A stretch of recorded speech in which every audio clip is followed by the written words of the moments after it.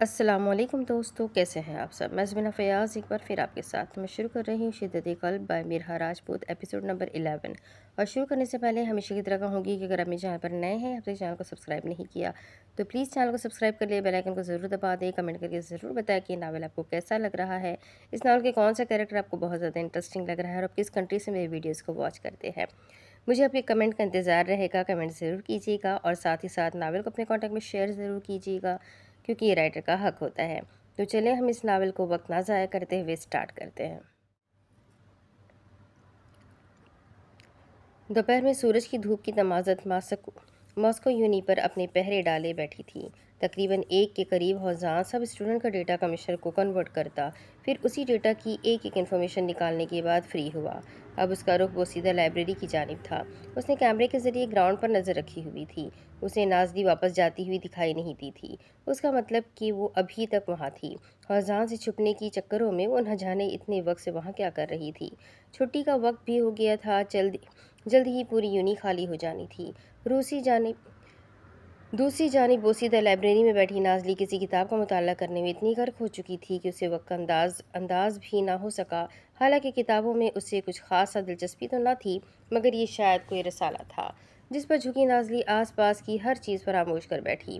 تسلط مضبوط تھا، سوچوں کا جھنجھٹ رسالے کے اطراف میں گھوم رہا تھا، ذہن بھی وہیں پر تھا اور دل بھی۔ لیکن اس سارے واقعے کے دوران اب کوئی آواز آئی تھی، جیسے کوئی لائبریری کا دروازہ کھول کر اندر داخل ہوا ہو۔ وہ کتابوں کے بڑے ریک کے درمیان ٹیک لگائے بیٹھی تھی۔ دروازہ دور تھا، تبھی آنے والے کا اندازہ نہ ہوا۔ پھر اگلے ہی لمحے دروازہ اسی انداز میں بند ہوا۔ چڑچڑاہٹ پیدا ہوئی تو نازلی کے پورے جسم میں سنسنی سی دوڑی۔ وہ جھٹ سے اٹھی اور کانپتے دل کے ساتھ لرزتے قدم اٹھاتی ہانپتی ہوئی کتابوں کے اونچے وسیع و دراز ریک سے باہر نکلنے لگی۔ وہ اندر آیا تو بے شمار جالوں اور مٹی کی خمق نے اس کا استقبال کیا۔ لائبریری کی حالت واقعی ناساز تھی۔ کچھ کتابیں ریک پر تھی اور کچھ سائڈ پر ہیڈ اوپر گری تھی، پھٹی پرانی کتابیں اور ان پر دھول مٹی وغیرہ۔ اف، وہ اتنی دیر سے یہاں بیٹھی تھی، کیا سچ میں پاگل تھی؟ وہ فقط سوچ کر رہ گیا۔ دیکھتے ہی دیکھتے ایک دم سے گلابی فراک والی لڑکی اس کے سامنے آئی۔ عین وقت دونوں کی نظریں ملی، گرے آنکھیں گہری نیلی آنکھوں میں ڈوبی تو گہری نیلی آنکھیں مارے صدمے شوق حیرت کی کیفیت میں پھیلتی چلی گئی۔ منہ کھلا کا کھلا رہ گیا۔ اوہ واٹ اے کوئنسیڈنٹ! ہوزان نے اسے گھورتے مصنوعی حیرانگی ظاہر کی تو نازلی دل ہی دل میں خود کو کوسنے لگی۔ آپ تو چھٹی پر تھی نا مس نازلی؟ ہوزان نے اس انداز میں پوچھا کہ نازلی خود کو دپٹنے لگی۔ کیوں ہر بار وہ سر ہوزان کے ہاتھوں ہی پھنستی ہے؟ نہیں تو سر، آپ کو کس نے کہا؟ اگلے ہی پل خود کو کمپوز کرتی وہ نہایت سہولت سے جھوٹ بول گئی۔ انداز پروفیشنل تھا جھوٹی نازلی کا۔ میں نے آپ کو اپنے آفس میں بلایا تھا، آپ آئی کیوں نہیں؟ عین وقت ہوزان نے اپنے سینے پر بازو باندھتے 2 قدم آگے کو بڑھائے، جس پر نازلی کی پلکیں سجدہ ریز ہوئی۔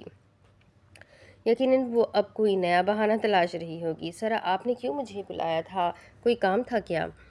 پہلے تو وہ جانچتے لہجے میں استفسار کرنے لگی، سمجھ چکی تھی کہ اس پیارے نقوش والی لڑکی نے ہوزان کو سب بتا دیا ہوگا، تبھی وہ اس پر سوالات کی برسات کر رہا ہے۔ جی، میں نے آپ کو ٹیسٹ کے بارے میں آگاہ کرنا تھا۔ یہ مٹی کی خمق اس کا سانس دوبھر کر رہی تھی، حتیٰ کہ وہ سانس بند بھی کر رہا تھا، مگر خمق اس کے ذہن میں رچ بس گئی تھی۔ میں کیوں آتی آپ کے آفس میں؟ آپ کو سارے کام مجھ سے ہی کیوں ہوتے ہیں؟ کلاس میں اور بھی تو اسٹوڈنٹ ہے۔ نازلی ایک دم سے بھڑک اٹھی اور ایسی بھڑکی کہ ہوزان 2 پل اسے دیکھتا ہی رہ گیا۔ اس کا چہرہ غصے کی حدت سے سرخ ہوا تھا۔ تھک چکی تھی وہ ہوزان سے چھپ چھپ کر، اب وقت تھا کہ وہ منہ پر سارے حساب کتاب چکتے کرتی۔ میں آپ کا پروفیسر ہوں، آپ یہ کیسے بات کر رہی ہیں مجھ سے؟ ہوزان کو برا لگا تھا اس کا یہ انداز، اسے امید نہیں تھی کہ وہ اس طرح سے بات کرے گی۔ وہی تو، آپ میرے پروفیسر ہیں اور میں آپ کی اسٹوڈنٹ ہوں۔ مجھے نہیں لگتا کہ ہمیں مزید کوئی بات کرنی چاہیے۔ پلیز میرا پیچھا چھوڑ دیں اور مجھے ٹارچر کرنا بند کر دیں۔ اب کی بار اس کا لہجہ تھوڑا دھیما ہوا، شرمندہ تو نہیں مگر اچانک سے وہ خاموش ضرور ہوئی، جسے اندازہ ہوا ہو کہ وہ شاید کچھ زیادہ ہی بول گئی ہے۔ جواباً وہ خاموشی سے اس کی جانب قدم اٹھانے لگا، کشادہ پیشانی پر ان گنت بل نمایاں ہوئے، انابی لب آپس میں پیوست ہونے لگے، چہرہ ساکن ہوا، آنکھیں سرد برفیلی۔ ایک دم سے نازلی کو اس کا سرخ ہوتا چہرہ دیکھ کر خوف سا آیا۔ وہ اس کی جانب قدم بڑھاتا چلا گیا اور مبہوت ہوتی نازلی قدم پیچھے لیتی چلی گئی۔ اگر آپ مزید کچھ بولی تو میں آپ کو پرنسپل کے آفس لے چلوں گا۔ دھمکی دی گئی تھی، نہ جانے کیوں۔ کیا وہ یہ نہیں جانتا تھا کہ یہ یونی اس کے باپ کی ہے؟ प्रिंसिपल उसके बाप और भाइयों का दोस्त है। अगर वो ये जान लेता तो यकीनन उसे भूल कर भी ये धमकी ना देता। कदम पीछे लेने की वजह से वो एकदम किसी चीज़ से टकराई। कुछ था उसके पैर के नीचे जिसका टकराव इतना ज़बरदस्त था कि वो पीछे की जानिब घसीटती चली गई, ऐसे कि वो हवा में लहराई। लेकिन इससे पहले वो लहराती हुई ज़मीन बोस होती, उसी वक्त किसी की मजबूत बाजुओं के सहारे ने उसको अपनी गिरफ्त में काबू सा किया, उसे गिरने से बचाया और प्रोटेक्ट किया। दोनों बाजू उसकी कमर में हायल करते वो उस पर झुका हुआ था। एक बार फिर नाज़ली की आंखें खुली की खुली रह गई, मगर इस बार एहसास अलग था, तासुर अलग था और हल्का वो भी अलग था। इस दौरान वो उसके इस कदर करीब थी कि हौजान के कसती वजूद से उड़ती मशहूर कुन मर्दाना खुशबू नाज़ली के हवासों पर छाने लगी। वो बेचैन सी हुई, अलबत्ता उसकी आंखें तो जैसे हौजान की गिरी आंखों में ही कहीं रह गई। आसपास की हर चीज़ फरामोश हो गई, आवाज़ें आना बंद हो गई, हवा जैसे थम गई। एक पल के लिए वो दोनों पलक झपकना ही भूल गए। नाज़ली की रीढ़ की हड्डी में सनसनाहट सी होने लगी, दिल की रफ्तार सुस्त पड़ गई, जबकि उसके ऊपर झुका हौजान खानज़ादा अभी तक उसकी आंखों में डूबा बैठा था। कमर पर हायल बाजू की तपिश इतनी ज़्यादा थी कि नाज़ली को अपनी कमर झुलसती हुई महसूस हुई, मगर इससे पहले वो मज़ीद उसकी आंखों में डूबता, एकदम से नाज़ली फुसूखेज़ी से निकली और अपने दोनों हाथ उसके सीने पर रखती, माथे पर तेवरी चढ़ाते हुए अगले ही लम्हे उसे एक शानदार धक्का दे गई। लेकिन उसका तसादुम इतना ज़बरदस्त न था। वो पीछे तो हुआ था मगर दूर नहीं। अब कि वो एक आखिरी गुस्से भरी नज़र हौजान पर गाड़ती, बगैर कुछ बोले तेज तेज कदम उठाती दरवाजे के करीब आ गई। पीछे हौजान खानज़ादा ने अपनी कुशादा पेशानी पर दपटने की सूरत में हाथ रसीद किया। पूरी कुव्वत से दरवाजे के हैंडल पर हाथ रखते दरवाज़ा खोला गया, मगर ये क्या, दरवाज़ा क्यों नहीं खुला? अब की बार दोनों हाथों का इस्तेमाल करते दरवाजे को अपनी जानिब खींचा, मगर अब भी दरवाज़ा ना खुला। ये दरवाज़ा क्यों नहीं खुल रहा? दरवाजे के हैंडल पर हाथ रखकर झटके देती वो धीमी आवाज़ में बड़बड़ाई, पर उसकी बड़बड़ाहट हौजान ने बखूबी सुनी। वो ऐन वक्त मुड़ा, उसने देखा नाज़ी दरवाजे के साथ उलझ रही थी। चेहरे पर परेशानी और खौफ का तासुर एक साथ आया। फिर देखते ही देखते वो उसके करीब पहुंचा। दरवाजे को दोबारा से खोलने की कोशिश की गई, मगर अब की बार भी नाकामी से सामना हुआ। ये दरवाज़ा कैसे बंद हो सकता है? मेरे सामने आप अभी आए हैं, फिर ये बंद कैसे हो गया? अपना रुख उसकी जानिब मोड़े, वो खौफज़दा दिखाई दे रही थी। सांस अभी से फूलने लगी थी। निगाहें हौजान पर उठी तो आंखों में सुर्खी तीरने लगी। क्या वो हौजान पर इल्ज़ाम लगा रही थी? मुझे यहाँ आए 10 मिनट हो चुके हैं नाज़ली साहिबा। लहजे और अंदाज में तंज था। जितना वक्त भी हुआ मगर पहले तो लॉक नहीं लगा था। आपके आने के बाद ही क्यों लगा? आप कहना क्या चाहती हैं कि आप मुझ पर इल्ज़ाम लगा रही है? बिला वजह उन दोनों को गुस्सा आने लगा था। फौजान को शुबा हुआ कि शायद दरवाज़ा बाहर से लॉक हो चुका है। क्या चड़चड़ाहट हुई थी। लाइब्रेरी का ये दरवाज़ा बंद नहीं होता क्योंकि ये जाम हो जाता है। वो हल्का मगर चीखी ज़रूर थी। ये सब आपकी वजह से हुआ है। पता नहीं क्यों मेरे पीछे हाथ धो के पड़ गए हैं। आखिरी जुमला मुंह में कहा गया। जब आप यहाँ थी तब भी तो दरवाज़ा बंद था। वह पूरी तरह उसकी तरफ मुड़ चुका था। उन दोनों के दरमियान गहरा रिश्ता था, तभी नाज़ली की बचत हो रही थी, वरना इतनी ज़बान चलाने पर वो ज़बान बंद भी करवा सकता था। बंद नहीं था, थोड़ा सा खुला था। सीना तान कर खड़ी वो दिलेरी जाहिर करने लगी। मुकाबिल खड़ा वो शख्स साकित हुआ। ये क्या हो गया? उसने तो दरवाज़ा बंद कर दिया था। इसका मतलब दरवाज़ा लॉक नहीं हुआ था बल्कि जाम हो चुका था। लेकिन अब तो हो गया ना? बगैर उसकी जानिब देखे वो दोबारा से दरवाजे के हैंडल से उलझा।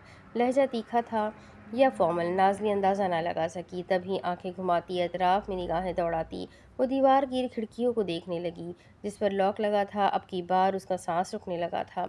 पहले वो मसरूफ़ थी, उसका खिड़कियों पर ध्यान नहीं गया, और दरवाज़ा वो भी तो लॉक नहीं था। मगर अब खिड़कियाँ, दरवाजे, हर चीज़ बंद देखकर उसे सफोकेशन होने लगी थी। कुछ हलक में अटक रहा था, हवा नहीं आ रही थी, हालत गैर तर होने लगी थी। पसीने छूटने लगे क्लस्ट्रोफोबिया का हमला होने लगा। आसपास अंधेरा नज़र आने लगा। उसका बीपी लो हो गया। फिर सुबह से कुछ खाया भी नहीं था। यूं यूं ही गैर इरादी तौर पर हौजान ने एक नज़र मुड़कर पीछे देखा, मगर ये एक सरसरी निगाह ही उसकी पूरी आंखें खोल गई। उसे चक्कर आ रहे थे। वो सहारा ढूंढ रही थी। उसे क्या हो रहा था? नाज़ली, नाज़ली, तुम ठीक हो?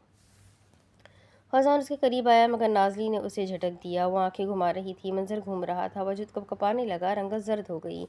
दूर रहे मुझसे। ज़बान लड़खड़ाने लगी, सर भारी हो गया, मंज़र धुंधलाने लगा, सांस कहीं गले में ही अटक कर रह गया। ये अंधेरा क्यों है? बीपी काफ़ी लो हो गया, मुमकिन था कि वो बेहोश होकर गिर जाती। उसकी हालत देखकर हौज़ान को परेशानी होने लगी। वो लाइब्रेरी में घूमता ना जाने कहाँ से एक लकड़ी की कुर्सी उठा कर लाया। नाज़ली, नाज़ली, यहाँ बैठो, कुर्सी पर बैठो। हौज़ान ने कुर्सी रखी, वो जो बुक्स रैक को दोनों हाथों से पकड़े खुद को संभाल रही थी। हौज़ान के छूने पर कुछ बोल ना सकी, आवाज़ें आनी बंद हो गई। कुछ बोला नहीं जा रहा था, जिस्म से जान रेजा रेजा होती निकल रही थी।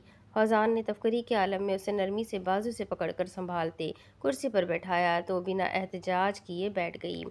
मुझे सांस नहीं आ रहा। अब की बार वो गहरे गहरे सांस लेने की कोशिश कर रही थी, मगर बेकार। फौजान को समझ न आई कि वो क्या करे, उसकी ऐसी हालत क्यों हो रही थी। उसे वहीं छोड़कर वो दौड़ता हुआ दीवार की खिड़कियों के पास आया। एल्युमिनियम की खिड़कियां जो बाहर से लॉक थी, उसने खोलने की कोशिश तो बहुत की, मगर बाहर से लॉक लगा था। मुझे घुटन हो रही है, मुझे पानी। वो मुश्किल से बोलने लगी। हौजान घुटनों के बल उसके करीब बैठ गया, उसके दाएं हाथ को अपने हाथ में लिए रगड़ने लगा। नाज़री, तुम्हें कुछ नहीं होगा, मैं तुम्हें कुछ नहीं होने दूंगा, तुम बिल्कुल ठीक हो जाओगी, प्लीज़ टेंशन मत लो, प्लीज़ सांस लेने की कोशिश करो, मैं कुछ करता हूँ। वो हद से ज़्यादा परेशान था। नाज़ली आंखें मूंद चुकी थी, सांसें ना चलने के बराबर होने लगी। फौजान ने उसकी नब्ज़ चेक की थी, मध्यम पड़ती। अब उसका दिमाग थोड़ा काम किया तो फ़ौरन से अपनी जेब से मोबाइल निकाला, प्रिंसिपल का नंबर डायल किया, मगर ये क्या, इस एरिया में सिग्नल ही नहीं आ रहे थे। आसपास तो कोई था भी नहीं, वरना वो लोहे का दरवाज़ा बजा बजा कर उसे खुलवा लेता। मगर अब क्या होगा, वो क्या करेगा, वो किस तरह नाज़ली को बचाएगा? ढेर सारे सवालात, मगर जवाब एक भी नहीं। ओह शिट, ये सिग्नल क्यों नहीं आ रहे? वो कॉल पर कॉल मिला रहा था, फिर नाज़ली के चेहरे पर हाथ रखते थपकने लगा। नाज़ली, नाज़ली, आंखें खोलो। उसके वालहाना अंदाज में थपकने पर नाज़ली ने मंदी मंदी सी आंखें खोली। वो लाइब्रेरी में रखी हर चीज़ की तरह बेजान दिख रही थी। फौजान का मखरूती हाथ उसके चेहरे पर था। जब अगले ही लम्हे वो कान में लगे आले के ज़रिए मायसा से मुखातिब होने लगा। वो खुसूसी आला था, एमरजेंसी पर इस्तेमाल किया जाता था। वो इतना छोटा और बारीक था कि कान में लगा नज़र ही ना आए। फिर जितने सिग्नल वहाँ आ रहे थे, उतने में सिर्फ कान में लगा आला ही काम कर सकता था। मायसा, मायसा, प्लीज़ कॉल उठाओ। वो रिंग भेज रहा था, मगर वाइट पैलेस के वॉशरूम में बंद शावर लेती मायसा हौजान की खुफिया कॉल से अनजान थी। उफ मायसा, कहाँ हो तुम? अब मैं किसको कॉल करूँ?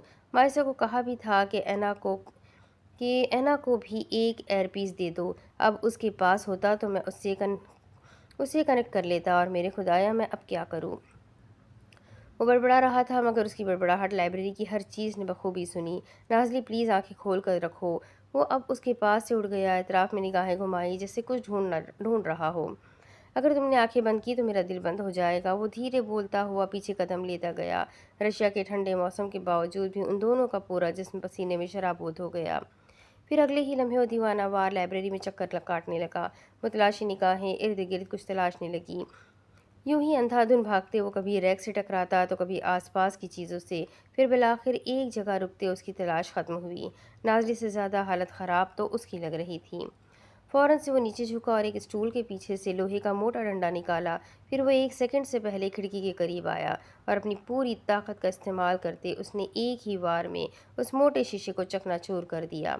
कांच की आवाज़ दूर दूर तक गई। कुछ कांच के टुकड़े उसकी तरफ भी आए और एक टुकड़ा तो उसके हाथ पर जा लगा और फ़ौरन से खून बहने लगा, मगर यहाँ परवाह किसे थी? पूरी यूनी खाली हो चुकी थी। फिर वो झट से मुड़ा, नाज़ली के करीब आया और अपने खून आलूद हाथ से उसका बेजान वजूद अपनी बाहों में भर गया। बस यही तक थी उसकी बर्दाश्त। वो बेहोश हो चुकी थी और उसकी सांसों की रफ्तार सुस्त। उसके जिस्म के गिर्द हायल बाजुओं की गिरफ्त को मजबूत करते वो तेज़ रफ्तार में चलता हुआ एक जुस्त में जाता खिड़की से बाहर को छलांग लगा गया। इतनी देर में गेटमैन कांच की आवाज़ सुनकर वहां आ चुका था। हौजान नाज़ली को अपने चौड़े सीने से लगाए कूद गया और बाहर की सिमत गिरने की वजह से वो ज़मीन पर था और नाज़ली उसके ऊपर थी। सर, आप ठीक है? सर, नाज़ली मैडम को क्या हुआ है? सर, ये बेहोश कैसे हो गई? इनकी ऐसी हालत क्यों है? मुलाजिम ने एकदम से सवालात की बारिश ही कर दी। फौजान ने झट से उठते नाज़ली का सर अपनी गोद में रखा। पानी लाओ जल्दी से, वो चिल्लाया था और साथ ही साथ उसकी कलाई पकड़ते नब्ज़ चेक करने लगा, जो बहुत स्लो चल रही थी, ना चलने के बराबर। अगले 5 ही सेकंड में मुलाजिम पानी ले आया। फौजान ने पानी की बोतल पकड़ी और उसके निढाल पड़ते चेहरे पर छिड़काव करने लगा। 1 दफ़ा, 2 दफ़ा, 3 दफ़ा। اسے ہوش کیوں نہیں آ رہی تھی؟ وہ اٹھ کیوں نہیں رہی تھی؟ ہسپتال کس طرف ہے؟ فوزان نے تفتیش سے پوچھا تھا۔ ملازم اس کی حالت دیکھ کر ٹھٹکا تھا۔ ایک اسٹوڈنٹ کی اتنی فکر! فوزان دوبارہ سے اسے اپنی باہوں میں بھر چکا تھا۔ ملازم نے راستہ بتایا، پھر بنا ایک سیکنڈ ضائع کیے بغیر وہ اپنی گاڑی کی جانب بڑھ گیا جو اس نے حال ہی میں خریدی تھی۔ احتیاط سے اسے گاڑی میں بٹھانے کے بعد خود فرنٹ سیٹ سنبھالتا وزن سے گاڑی کو ہسپتال کی طرف بھگا لے گیا۔ گھوم کر اگر اے جے کے آفس آؤ تو وہ وہاں اپنے کیبن سے نکل کر اینا کے کیبن کی جانب بڑھ گیا۔ بالکل اس کی طرح بغیر دروازہ نوک کیے وہ اندر داخل ہوا۔ ہم لنچ پر جا رہے ہیں، تم ساتھ چلو گی؟ اے جے اس کے سامنے کھڑا سینے پر بازو باندھتے ہوئے بولا تو اینا نے اپنے سامنے کھولے لیپ ٹاپ سے نظریں ہٹا کر احسان بھری نظر سے اے جے کو دیکھا۔ اور تم مجھے یہ آفر کیوں کر رہے ہو؟ نظریں ہٹا لی گئی، انگلیاں تیز سے لیپ ٹاپ پر چلنے لگی، انداز فارمل ہو گیا۔ کیونکہ تم میری پی اے ہو، اور اگر پی اے نہ ہوتی تو میں تمہیں آفر نہ کرتا۔ شانے اچکائے وہ اسی کے انداز میں بولا، جاؤ پھر، مجھے نہیں جانا لنچ پر۔ اینا نے مغرورانہ انداز میں اسے ہاتھ کے اشارے سے جانے کا کہا، شاید غصہ تھا اسے ابھی بھی کافی والے واقعے پر۔ ایز یو وش، آنکھیں گھما کر کہتے ہوئے باہر چلا گیا۔ پیچھے اینا ہنکارا بھرتی رہ گئی۔ ڈیانا، تم تو جاؤ گی نا لنچ پر؟ اینا کے کیبن سے باہر آتے وہ اونچی آواز میں بولا تو ڈیانا بوتل میں قید جن کی طرح نہ جانے کہاں سے نکلتی اس کے سامنے آئی۔ ہاں میں تو جاؤں گی، آفندی سر کی سیکرٹری ہوں، انہیں میٹنگ میں میری ضرورت پڑ سکتی ہے، وہ خوشی سے کہہ رہی تھی۔ اینا کے کان کھڑے ہوئے تھے، وہ اس کے کیبن کے پاس ہی کھڑے تھے اور دروازہ کھلا ہونے کی وجہ سے ساری آواز صاف سنائی دے رہی تھی۔ ڈیانا، وہ بلیک والی فائلز پکڑ لینا، میٹنگ میں ضرورت پڑے گی۔ آفندی نے اپنے آفس سے نکل کر وہاں سے گزرتے ہوئے کہا۔ ان کی آج میٹنگ تھی پشکن ریسٹورنٹ میں۔ سر، کتنی ٹیمز سے میٹنگ ہے؟ 3 ٹیم ہوگی اور تینوں میرے دوست ہیں۔ اچھے سے بات کرنا اور اگر ضرورت پڑی تو پریزنٹیشن بھی اچھے سے دینا، اور اب آ جاؤ جلدی، مہمانوں کو انتظار نہیں کروانا چاہیے۔ وہ باہر کو چلے گئے تھے جب ڈیانا فوراً سے اپنا بیگ اور فائلز لینے کے لیے گئی۔ اے جے، بات سنو، میں بھی چلوں گی ساتھ لنچ پر۔ اب کی اینا اپنا بیگ کندھے پر لٹکایا اس کے سامنے کھڑی کہنے لگی، اور اے جے نے ایک آئیبرو اچکا کر اسے گھورا۔ کیوں؟ جب میں نے پوچھا تھا تب تو تم نے منع کر دیا۔ ہاں، پہلے مجھے بھوک نہیں تھی اور اب مجھے زوروں کی بھوک لگ رہی ہے، اس لیے جلدی سے چلو۔ اگلے ہی پل اینا نے اسے بازو سے پکڑا اور اسے لیے باہر کو بڑھ گئی۔ پیچھے آتی ڈیانا یہ منظر دیکھ کر جل بھن گئی تھی۔ وہ گاڑی نکال لایا تھا۔ اس سے پہلے ڈیانا آگے بڑھتی، فرنٹ سیٹ سنبھالتی، لیکن اسی وقت اینا بڑے بڑے قدم اٹھاتی فرنٹ پر اے جے کے ساتھ جا بیٹھی۔ جلدی بیٹھو نا ڈیانا، آدھے کپڑے پہن کر آتی ہو، جلدی سے گاڑی میں بیٹھ جاؤ ورنہ سورج کی تپش سے کہیں تم پگھل نہ جاؤ۔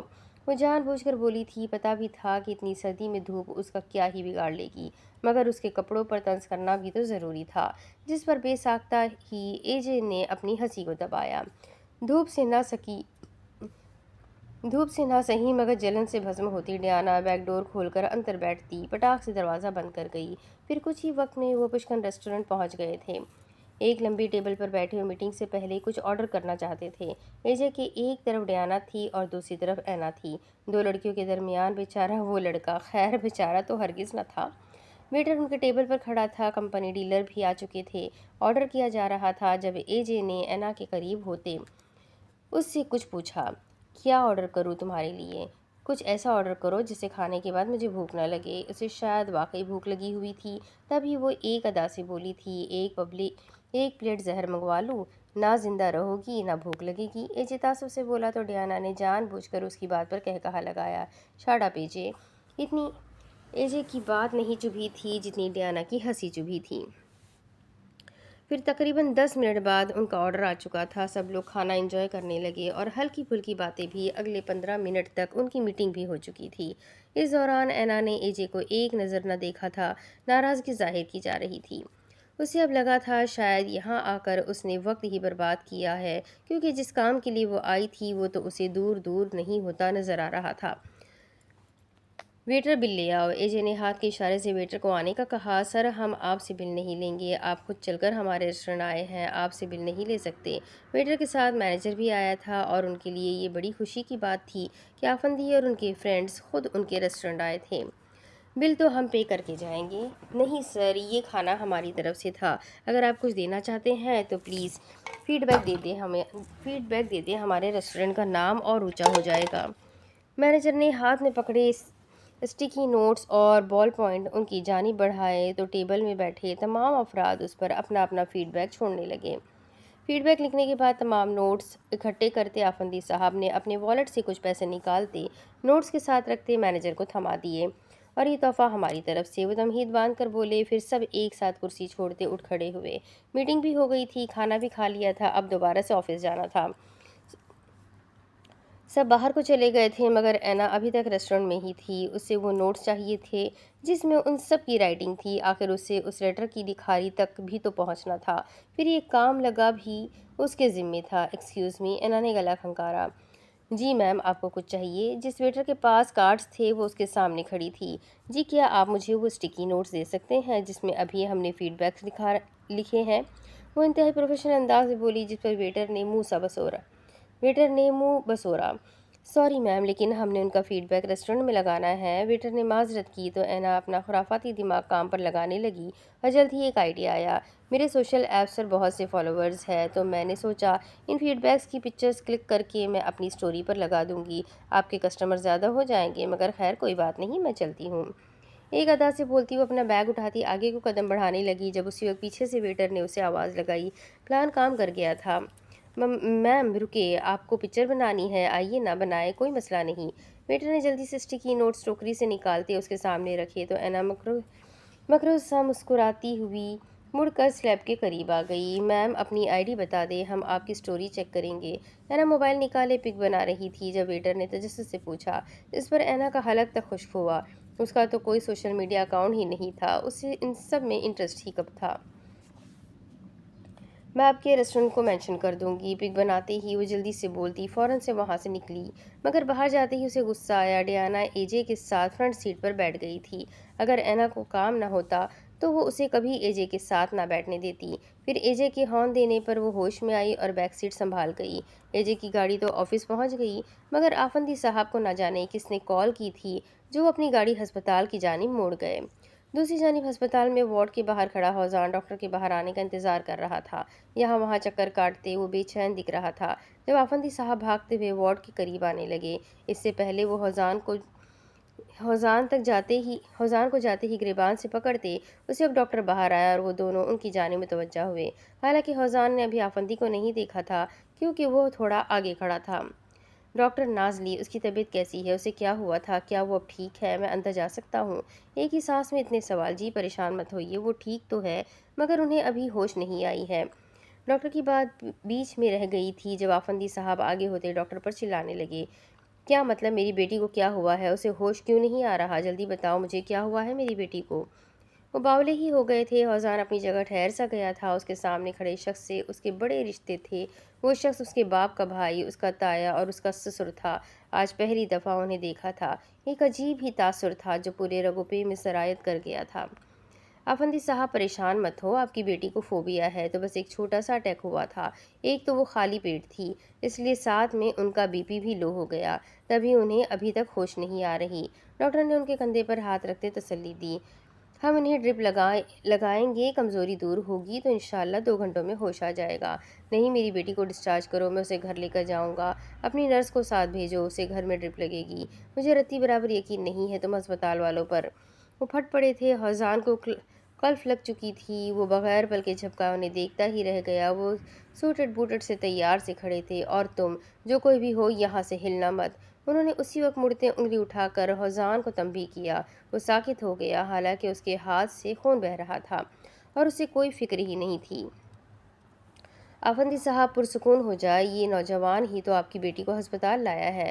تم چپ رہو اور جتنا تم سے کہا ہے اتنا کرو۔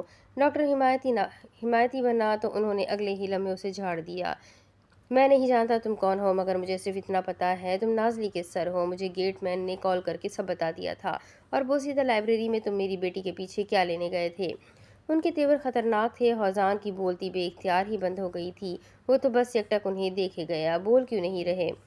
بلکہ چھوڑو، مجھے تمہارا بیان نہیں چاہیے۔ میری بیٹی بس ہوش میں آ جائے، وہ مجھے سب بتا دے گی، اور اگر تم اس کی سنائی کہانی میں برے نکلے تو میں تمہارا ایسا حال کروں گا کہ پورا رشیا تمہارا تماشا دیکھے گا۔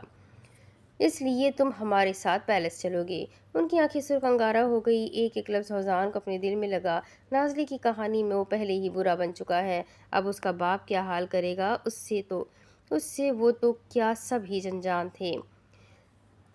پھر کچھ ہی وقت بعد آفندی صاحب نازلی کو اٹھائے ہسپتال سے باہر آ گئے۔ پیچھے ان کے ایک نرس بھی آئی تھی اور فوزان بھی، جو ان کی گاڑی میں بیٹھا تھا۔ پھر جلدی ہی گاڑی اپنے سفر کی جانب گامزن ہو گئی، انجام کی پرواہ کیے بغیر۔ بھیانک ناک انجام، یا پھر رہائی یا تو پناہ گاہ۔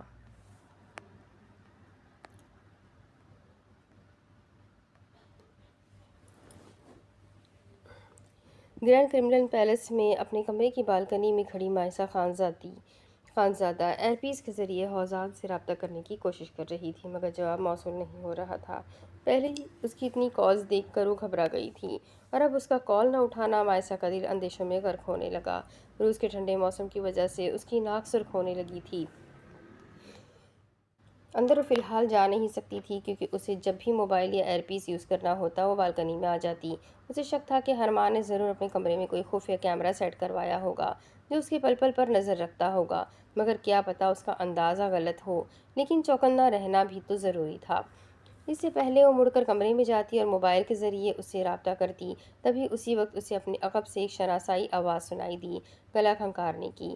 ایئر پیس کو فوراً سے اپنے کان میں چھپا کر اپنے گیلے بال آگے پھینکتی وہ جھٹ سے مڑی اور بالکنی کی اوٹ سے ٹیک لگائے ہرمان کو دیکھنے لگی۔ تم اتنی جلدی واپس بھی آ گئے؟ اپنے تاثرات کو کافی حد تک نارمل رکھنے کی کوشش کرتے وہ ہنوز انداز میں بولی تو ہرمان نے بے ساختہ ہی اس کی جانب قدم بڑھا دیے۔ کیوں، تم میرے پیچھے کوئی جاسوسی کرنے کا سوچ رہی تھی؟ اس کے قریب پہنچتے ہرمان نے اس کے اطراف میں موجود ریلنگ پر اپنے بازو ٹکاتے اس پر اپنا گھیرا تنگ کیا، تو ایک دم سے مائسہ کا سانس حلق میں اٹکنے لگا۔ میں جاسوس نہیں ہوں ہرمان خانزادہ، اس کا لہجہ دو ٹوک تھا۔ ہر جاسوس یہی کہتا ہے مائسہ خانزادہ، ہرمان اس کے انداز میں بولا تو مائسہ کا منہ کھلتے کھلتے رہ گیا۔ اس نے خانزادہ کہا، مگر کیوں؟ میرا نام مائسہ یوسف ہے، مائسہ خانزادہ نہیں۔ تصحیح کرنی بھی ضروری تھی۔ اچھا۔ اس کے چہرے کے قریب اپنا چہرہ کرتے ہرمان نے اچھا پر زور دیتے یاسر سے کہا تو مائسہ جھٹک کر رہ گئی، وہ ایسے کیوں بات کر رہا تھا؟ پھر اگلے ہی لمحے اس کے سینے پر اپنے ملائم ہاتھ رکھ کر ایک شدت بھرا دھکا دے کر اسے خود سے دور کرتی سہولت سے اس کی بغل سے نکل گئی اور کمرے میں آتی ڈریسنگ کے ڈرا میں جھکی کچھ ڈھونڈنے لگی۔ کیا ڈھونڈ رہی ہو؟ کہیں یہ تو نہیں ڈھونڈ رہی؟ کمرے میں آتے ہی ہرمان نے پاکٹ سے موبائل نکالتے اپنے ہاتھ میں لہرایا تو ڈریسنگ کے شیشے سے ہرمان کے ہاتھ میں موجود اپنے موبائل کو دیکھتی مائسہ اچانک سے شل ہی رہ گئی۔ آنکھوں کے پپوٹے کھلے کے کھلے رہ گئے تھے۔ اب مکر مت جانا کہ یہ تمہارا موبائل نہیں ہے۔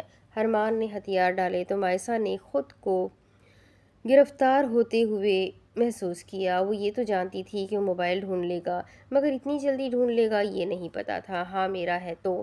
مقابل کھڑی لڑکی مائسہ خانزادہ، جس نے ہار ماننا تو سیکھی ہی نہیں تھی۔ میرے چینجنگ روم میں میرے ہی کبرڈ کے نیچے موبائل چھپاؤ گی اور تمہیں کیا لگا تھا مجھے پتا نہیں چلے گا؟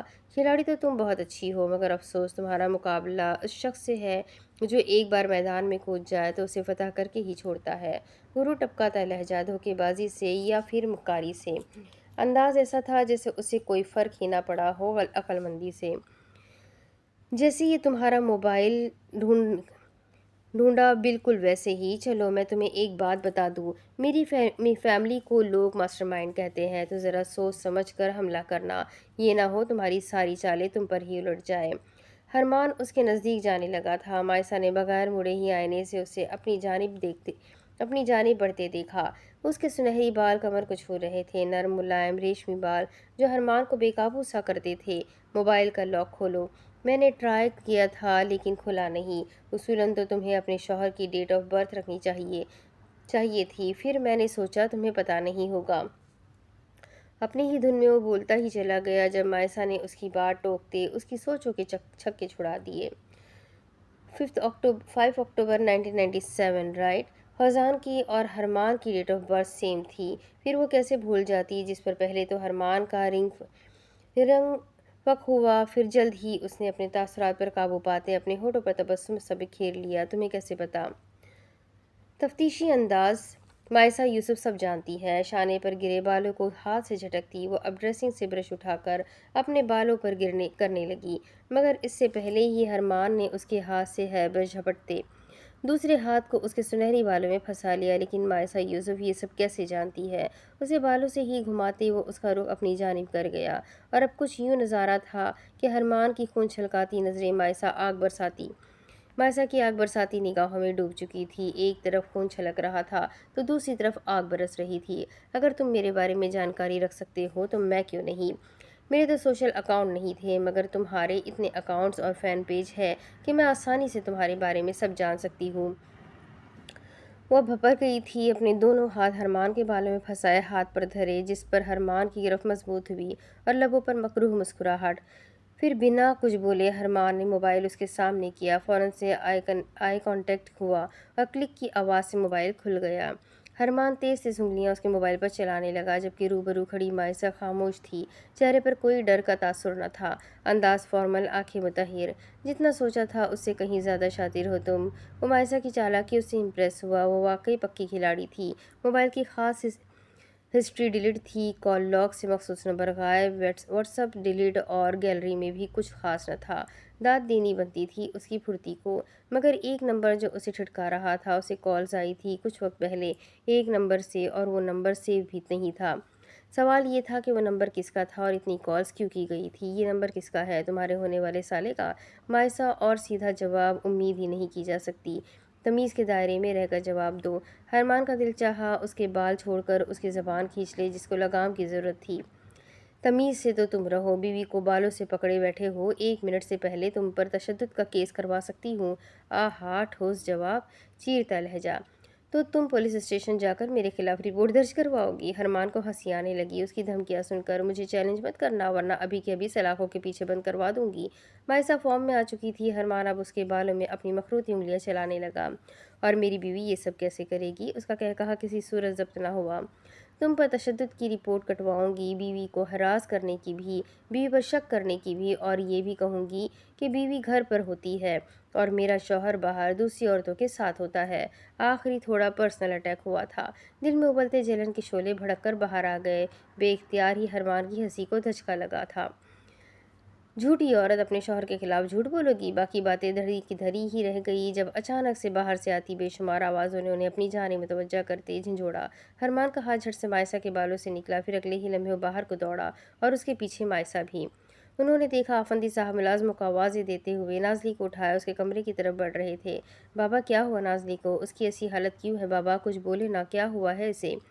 हरमान के पसीने छूटने लगे। वो अपने बाबा के साथ साथ उसके कमरे में एंटर हुआ, मगर पीछे सेकंड फ्लोर में खड़ी मायसा हौजान को यहाँ ग्रैंड क्रिमिनल पैलेस में देखकर हिटक कर रह गई। वो उसकी जानिब बढ़ना चाहती थी, लेकिन इससे पहले ही हौजान ने उसे देखते आंखों ही आंखों में मुतमईन रहने को कहा। मगर वो मुतमईन कैसे हो रहती? कोई तो मसला हुआ था। वो यहाँ था, उसकी इतनी कॉल्स आई थी, मुलाजमों ने उसे दोनों अतराफ से अपनी कैद में कर रखा था, फिर नाजली उसकी ऐसी हालत क्यों थी? मुलाजिम हौजान और नर्स को लिए नाजली के कमरे में इंटर हो गए। जब मायसा और फरियाल बेगम एक साथ नाजली के कमरे में दाखिल हुई। 15 मिनट तो वाइट पैलेस में वावेला समझता रहा था। एजे और ऐना भी ऑफिस से आ गए। ऐना की हालत भी मायसा जैसी थी, और अब मंजर कुछ यूँ था। बेड पर लेटी नाजली को ड्रिप लगी थी। आफंदी साहब, फरियाल बेगम, हरमान, एजे सब उसके पास बैठे थे। नर्स को गेस्ट रूम में भेज दिया गया था, जबकि मायसा और ऐना एक साइड पर वॉल के साथ खड़ी थी, और हौजान मुजरिमों की तरह सर झुकाए उनके सामने खड़ा था। तेरी वजह से मेरी बहन को फोबिया अटैक हुआ। यह हरमान था जो झटके से बेड से उठता उसका गिरेबान झंझोड़ गया। कौन है तू? बता, जल्दी बता, जल्दी जल्दी से, कौन है तू? छोड़ूंगा नहीं मैं तुझे साले, बता कौन है तू? हरमान किसी भपरे हुए शेर की तरह उस पर झपट गया। जवाबन हौजान कुछ नहीं बोला, बल्कि वो एक झटके से अपना गिरेबान उसके हाथों से छुड़वा गया। तेरी इतनी हिम्मत! अंदर लगी आग बाहर तक फैल गई। अब की बार वो जुनूनी अंदाज में उसकी जानिब लपका। मुमकिन था कि हाथापाई शुरू हो जाती। हरमान रुको, ये नाजली का प्रोफेसर है। अगर ठीक वक्त पर आफंदी साहब उसे आवाज़ देकर ना रोकते तो हरमान हाथ के बनाए घूसे से उसका जबड़ा तोड़ देता। बाबा प्रोफेसर है तो होगा यूनी में, लेकिन ये अभी मेरे घर पर है और उसने नाजली को नुकसान पहुंचाया। छोड़ूंगा नहीं मैं इसे तो। حملہ ہو ہی جاتا اگر اے جے نہ درمیان میں آتا۔ بھائی آپ کیا کر رہے ہیں؟ پلیز تحمل سے کام لے ورنہ بابا آپ پر غصہ ہو جائیں گے۔ اے جے نے حرمان کو حوزان سے دور کرتے اس کے کان میں سرگوشی نما کہا، اے جے حرمان کو یہاں لے آؤ، اور جب تک نازلی کو ہوش نہیں آ جاتی کوئی اس کے پروفیسر کو کچھ نہیں کہے گا۔ یہ حکم آفندی صاحب کی جانب سے ہوا۔ انہوں نے 2 ہی منٹ میں یونی سے حوزان کا بایو ڈیٹا نکلوا لیا تھا، اور جیسا وہ سوچ رہے تھے ویسا لڑکا نہیں تھا، تبھی وہ پرسکون تھے۔ ایک گلاس جوس لے کر آؤ اور حوزان کو دو، ملازم کو حکم ہوا، جو اگلے ہی 5 سیکنڈ بعد ٹرے میں رکھا جوس کا گلاس اس کی جانب بڑھا گیا۔ تم یہ مت سمجھنا کہ ہم نے تمہیں معاف کیا، جوس صرف اس لیے کہ روسی لوگ اپنے دشمن کی بھی خاطر تواضع میں کوئی کسر نہیں چھوڑتے۔ معاملہ تھوڑا ٹھنڈا تو ہوا تھا، مگر وال کے ساتھ کھڑی مائسا رینا ابھی تک متفکر تھی، جسے دیکھتے حوزان نے جوس سے بھرا گلاس پکڑتے ہلکا سا سرکا دیا، جس کی وجہ سے وہ گلاس اس کی سمت لہرایا اور تھوڑا سا جوس اس کی شرٹ پر گرا۔ اوہ ہو، سر کی شرٹ گندی کر دی۔ مائسا سمجھ چکی تھی اس نے کیوں گرایا ہے، اس لیے فوراً سے بولی، آئیے میں آپ کو واش روم کا راستہ دکھا دوں۔ اس کے انداز پر سب چونکے ضرور تھے، مگر پھر اتنا نوٹس نہ لیا گیا۔ مائسا حوزان کو لیے باہر چلی گئی۔ جب پورے 2 منٹ بعد اینا بھی وہاں سے کھسک گئی۔ بھائی یہ سب کیا ہے؟ تایا جان آپ کو یہاں کیوں لے آئے ہیں؟ کیا ہوا تھا؟ آپ کی اتنی کالز بھی آئی تھی، لیکن تب میں نہا رہی تھی۔ فوراً اس کی شرٹ صاف کرتی وہ اسے لیے تھوڑا سائیڈ میں ہو گئی۔ جب اتنی دیر میں اینا بھی وہاں آ گئی، میں اور نازلی غلطی سے لائبریری میں بند ہو گئے۔ وہ پرانی لائبریری تھی، وہاں کوئی نہیں آتا تھا، سگنل بھی نہیں آ رہے تھے، اس لیے میں نے تم سے رابطہ کیا، مگر تمہاری ڈیوائس بھی ناٹ ریچیبل تھی۔ پھر سگنل اٹیچ ہوئے تو تم نے کال نہ اٹھائی۔ وہ ایک ہی سانس میں بولتا چلا گیا، لیکن بھائی آپ یہاں کیوں آئے؟ آپ نے بتایا تھا کہ آپ کے اور نازلی کے تعلقات ٹھیک نہیں ہیں، اور اگر اس نے کچھ کہا اور انہوں نے آپ کو قید میں کر لیا تو کچھ نہیں، میں بھی بتا دوں گا میں کس کا بیٹا ہوں، پھر خود ہی ان کے سینے میں ٹھنڈ پڑ جائے گی۔ وہ مذاق کر رہا تھا یقیناً بھائی، ہم نے پہلے اس لیٹر کے کھلاڑی کو ڈھونڈنا ہے، پھر حقیقت سے پردہ اٹھانا۔ یہ اینا تھی جو مذاق نہ سمجھ سکی اور ان دونوں کو اپنا پلان یاد کروانے لگی۔ پھر ملا کوئی کلو تمہیں خط کے حوالے سے؟ جی بھائی، تایا جان کے کچھ دوستوں کی رائٹنگ کو میں نے کیپچر کر لیا ہے، اب اسی طرح سب کی رائٹنگ کیپچر کر کے ہم اس کہانی کے ویلن تک پہنچ جائیں گے۔ اتنی کامیابی پر وہ خوش سی ہوئی۔ لیکن اینا یہ اتنا بھی آسان نہیں ہے، کیا پتہ ہمیں جن پر شک ہو ان میں سے کوئی نہ نکلے، یا پھر کیا پتہ وہ ویلن فیملی میں ہو یا پھر کوئی غیر۔ حوزان کی بات صحیح تھی، شک ہر کسی پر کرنا بنتا تھا۔ پھر بھی تمہارے پاس جو کلو ہے مجھے سینڈ کر دو، میں چیک آؤٹ کر لوں گا۔ اور اب چلو ورنہ ان لوگوں کو شک ہو جائے گا، اور تم دونوں نے گھبرانا بالکل بھی نہیں ہے، ٹھیک ہے؟ حوزان نے ان دونوں کے چہرے پر ہاتھ رکھتے دونوں کو اپنے سینے سے لگایا تو مائسا اور اینا اس بات میں سر ہلانے لگی۔ پھر حوزان اور مائسا تو نازلی کے کمرے میں انٹر ہو گئے، جبکہ اینا اپنے کمرے میں۔ اب اس کے آگے کی کہانی میں آپ کو اگلے ویڈیو میں سناتی ہوں کہ آگے کیا ہوگا۔ ناول بہت انٹرسٹنگ ہے، بہت مزیدار ہے۔ جلدی سے ویڈیو کو لائک کریں، چینل کو سبسکرائب کریں، بیل آئیکن کو ضرور دبائیں۔ آپ لوگوں کو ناول کیسا لگ رہا ہے کمنٹ کر کے ضرور بتائیے گا۔ تو ملتے ہیں اگلے ویڈیو میں، تب تک کے لیے اپنا بہت سارا خیال رکھیں، مجھے بھی دعاؤں میں یاد رکھیں۔ اللہ حافظ۔